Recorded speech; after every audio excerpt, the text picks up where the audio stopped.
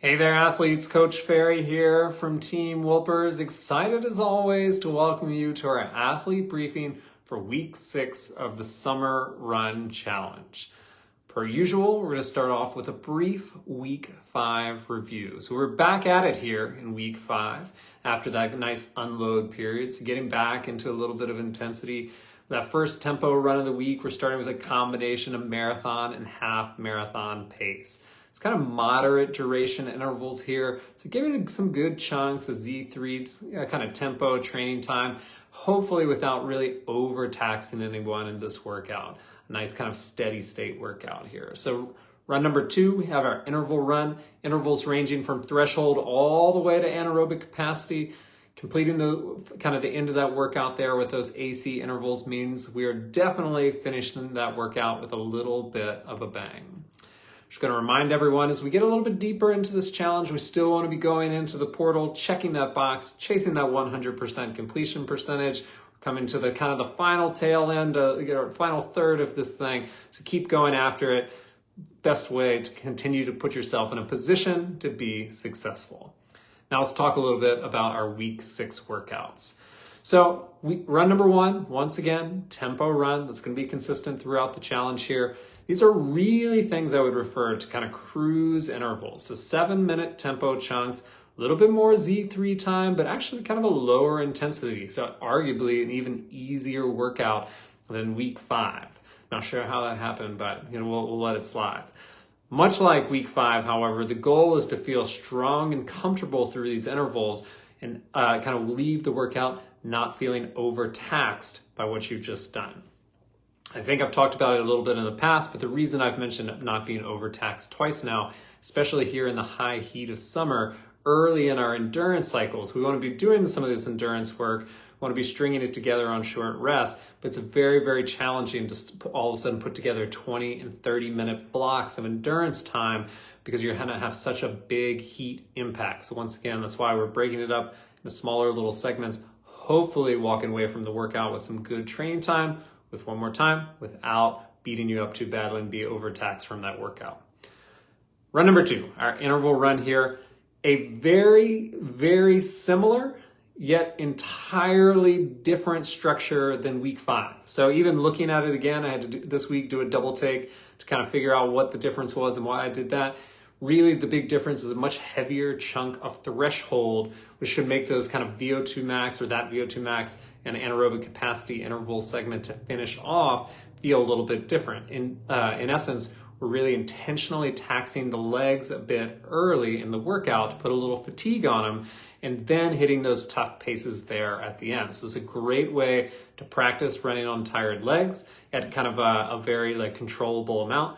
And similarly, maintaining a strong run pace and form late into your session. So in the past, we've talked about, and I'll bring it up quickly one more time, pushing to that VO2 max, pushing to that kind of anaerobic capacity spot is a great way. Your body has to really force itself to kick into gear, find some efficiency.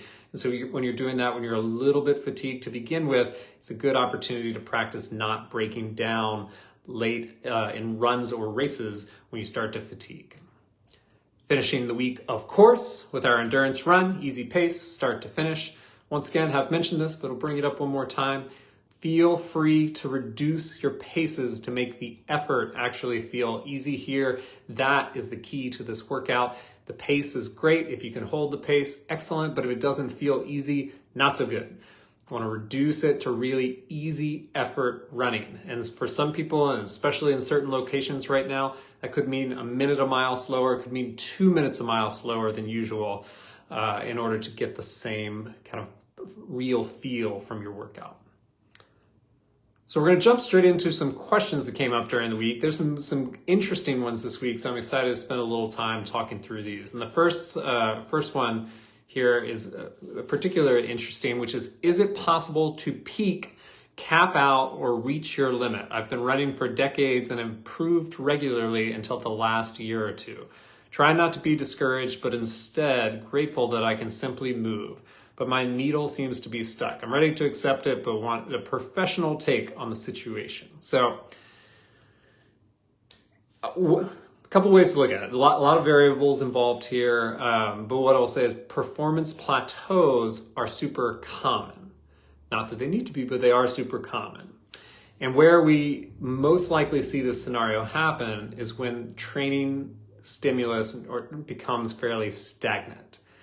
And very simply, in order to continue to make adaptations, to continue improving and get better, have to vary your training stimulus, and not just a little bit here and there, not just a simple single workout, because it might take more. And especially if you're kind of stuck in a rut, or I'll call it like more of a performance plateau, it might be time for a big training intervention and to really change up your training significantly. So it's super common, and all athletes, but especially athletes that compete at the same distance level, to just kind of repeat the same process over and over again. And when you do that, your body becomes very efficient at handling that certain amount of load, that certain intensity of load, but then it doesn't need to adapt any further. It's already prepared to do exactly what you've trained it to do. So you get into this very kind of a small window where you're trying to just eke out a little bit of efficiency. And in essence, you're really leaving a lot of opportunity on the table because it's just not that much further to go. So I think it's really important to think about the 3 different thresholds. And we'll kind of aerobic, lactate, and anaerobic capacity. And so for our endurance athletes in general, and in particular, our half marathoners, our marathoners of the group, is if you spend most of your time, all of your time, as a matter of fact, working threshold 1, threshold 2. And when you do that, there's a lot of room to get there. You can keep pushing that lactate threshold up. You can keep getting more efficient aerobically, building that kind of big kind of endurance engine. But at a certain point, if you're not working VO2 max, if you're not working anaerobic capacity, you're going to actually hit an impasse, because your L2, or that lactate threshold, is never going to surpass the anaerobic capacity. And similarly, just continuing to get stronger at a lactate threshold isn't going to push that anaerobic capacity up higher. So at a certain point, if you're hitting this performance plateau, you've got to spend time really change up the stimulus that you're providing to yourself. In a lot of scenarios, get in and work on this kind of VO2 max workouts, work on this anaerobic capacity sessions. And it's not something that happens overnight either. We're talking about moving your anaerobic capacity threshold. So it's not something that gets interjected as a little bit during like a half marathon or marathon build. This is something that you spend a solid 3 to 4 month training season focusing on short distance speed, mile training, 5K training, some combination therein.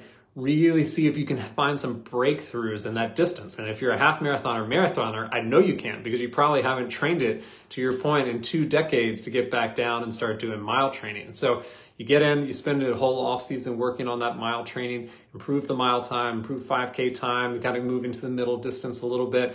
You might find a lot of efficiency there. You might find a lot of power. You certainly then hopefully are going to also be able to raise that anaerobic capacity in VO2 max, which then allows more time to go back and kind of get back into the endurance training, into the Z2, the Z3, and the Z4 work, try to raise that lactate threshold a little bit higher to go with it. But one more time, if you don't spend the time to change the training, or if you just kind of expect to do the same thing that you've always done and get a different result, it's very unlikely to happen.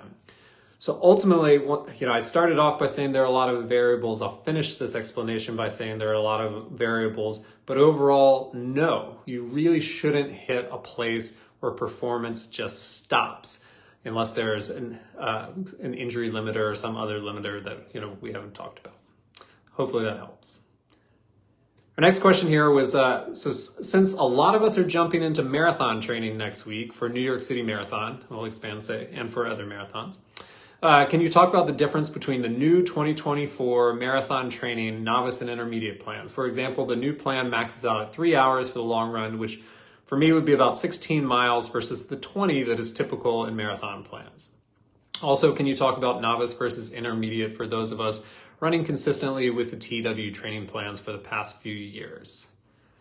And then y'all have me running a base of about 20 miles per week, significantly lower than the weekly mileage for the novice. So a few things here. So one, created a new 18-week marathon training plan specific for 2024. Why 2024? It certainly can be used in 2025. It would have been applicable in 2023. I just happened to make it here in 2024. So here we are going into the marathon season. So good for New York City Marathon, good for all other fall marathons this year as well. So the main difference between it and the current plans that we have is that it's fully time-based, kind of like the challenges, as opposed to distance-based, which are the marathon plans currently in our all access platform. So for Max Long Run, this is kind of a tricky one here. There's an awful lot of debate about what the proper maximum time and distance should be for any sort of race distance. And there's very compelling arguments and science that 3 hours is really kind of the upper cap that coaches want athletes to train for this race. And the reason why 3 hours is that cap is you have to look at the balance between kind of, we'll call it cost versus reward. So the reward being, the fitness that you get out of that workout, the cost being how much did it take out of you to get to that session. So let's just say if 3 hours, 16 miles, so in essence, we're adding another 4 miles on there. We're talking about 40 minutes or so. We're looking at a training run of 3 hours and 40 minutes. Can you recover from that in 24 hours? Or does it take all of a sudden 4, 5, 6 days to physically bounce back from a session that's almost 4 hours long? So the new thought process on that is to get the long runs a little bit closer, maxing out at 3 hours. Very reasonable question to ask. Well, my marathon I plan for 4 hours, for 4.5 hours, for 5 hours. Why, like 3 hours seems very far from 5 hours. And in essence, it is.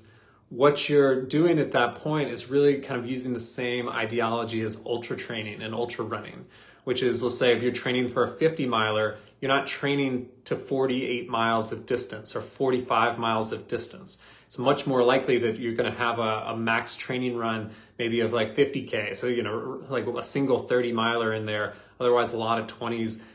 The rest of it, you focus on general volume, getting good quality training, and then the race day itself, you create a race plan, which involves slowing down, slowing your pace down, thinking about spreading that energy out over a longer period of time to cover that, in this scenario, 26.2 miles of distance.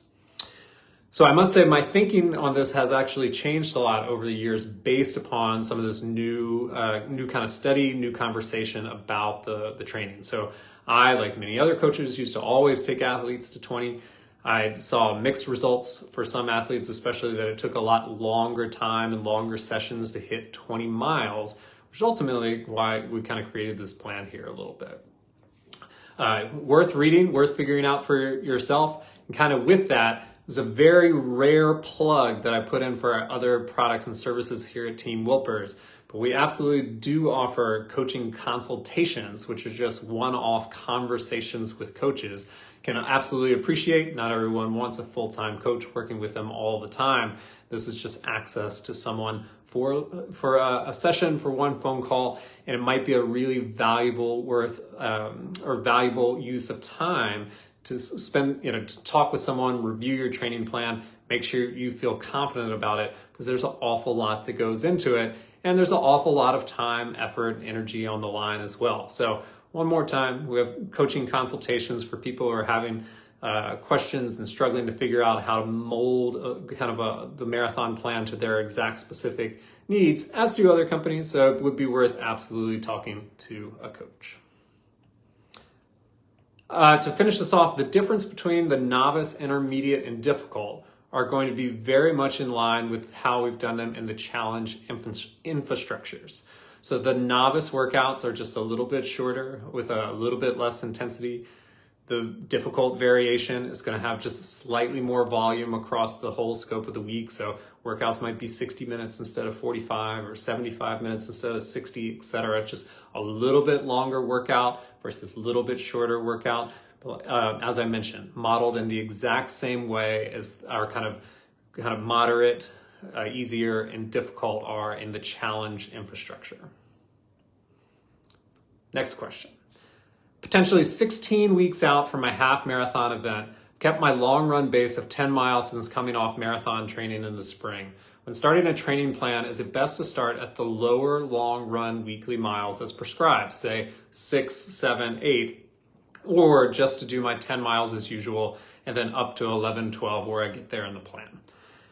And so for the most part, because always it depends, right? But for the most part, likely you're not going to drop all the way back down if for many weeks, many months, you've been maintaining higher mileage. I would much prefer athletes to stay there. So not a lot of runners are hanging out in that like big 18, 20 mile range week after week after week for the marathoners, but the 10 mile range tends to be very manageable for a lot of runners. So my long distance runners, my half marathoners and marathoners kind of go into their off season or they're kind of starting on events. I want them kind of a minimum of 90-minute long runs all the way up to like possibly 2 hours of total time. If that's a person that's shown great resilience and great health and a long history of doing that, that's a pretty attainable, like I said, weekly long run for a pretty strong runner there. So it absolutely is still worth taking some unloads. You know, even if you're maintaining that kind of high volume, and maybe you line that up where the plan goes. So dipping down, get a little bit of a rest, come back in, especially if you've been maintaining the exact same volume long run for a while. You know, this kind of goes to some of our basic training principles, which is we've got our variables, we've got frequency, we've got volume, we've got intensity. So if you're not changing the frequency and you're not changing the volume, you have the opportunity to change the intensity a little bit and go in and maybe add some marathon pace miles or some half marathon pace miles to that long run once every 3 or 4 weeks to just spice it up a little bit, add a little bit of training intensity there while the plan sort of catches up with you. As a matter of fact, that's something I very much encourage you to do. So, but I would definitely kind of stay up, keep that higher volume. If you can maintain that, you know, most plans are designed from kind of low to high, but if you're already high, certainly stay there. And then as you kind of alluded to, certainly step up when the time is right. Next here is I'm currently doing the 18-week marathon training plan with Team Wilpers, and it's mileage-based. And I just saw a post for the time-based. Which is better? I'm curious if I should change or keep the one I started for Chicago Marathon. So a lot of marathon questions, 'tis the season.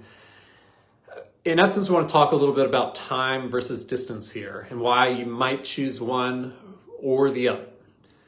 And so first to answer, neither is better or worse. They're just different ways of doing it. In the challenges, we use a time-based system.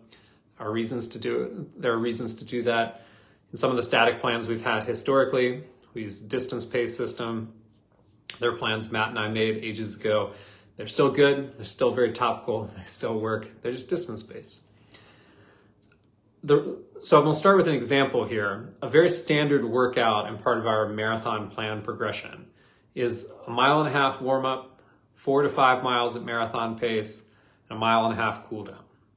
So it's a 7 to 8 mile total workout. And it tends to be on a Wednesday, the way it shows up in the progression. So for me personally, this is going to be about a 50 to 55 minute session. For faster runners, it's going to be faster, it's going to be less, might be 45 to 50. And for runners that are a little bit slower, it's going to take longer. It's going to takes how long it takes. However, if my 4 mile block is 28 minutes and someone else's 4 mile block is 40 minutes, in essence, they end up working substantially harder to do the same distance-based workout than I did. I had 28 minutes of time in zone. They had 40, much harder workout. Overall workout much longer as well.